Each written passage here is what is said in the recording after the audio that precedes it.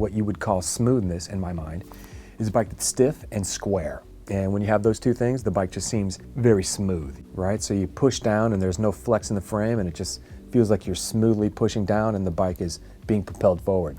That's the first part of it. The other part of it is something I call square. This bike is square.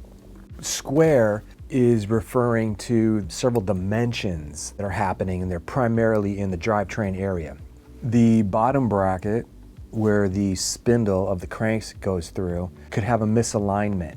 You know, this side of the bottom bracket could be up here and this side of the bottom bracket could be down here. Well, your bottom bracket's going to go in at an angle, and that's going to change the way the teeth of the chain rings and the teeth of the sprockets on your cassette are going to ride on the chain.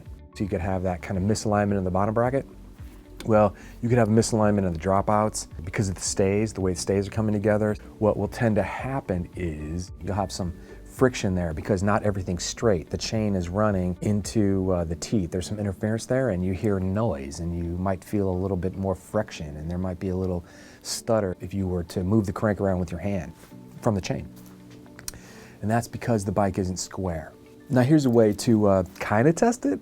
I'm sure like people at Cannondale are gonna be like, that's not exactly right, Jack. But all things being equal, and that means that the derailleurs are adjusted correctly, the bike's clean, right? You got a ton of dirt and everything on your chain might not work so good. But for a down and dirty test of the bike's squareness, what you can do is you take the crank and you run the chain backwards. The least amount of resistance you get when you do that, you know the bike is square. So before you buy a bike, you might as well just sweep that crank back and see how smooth the chain line is. And that's gonna help you get a square bike.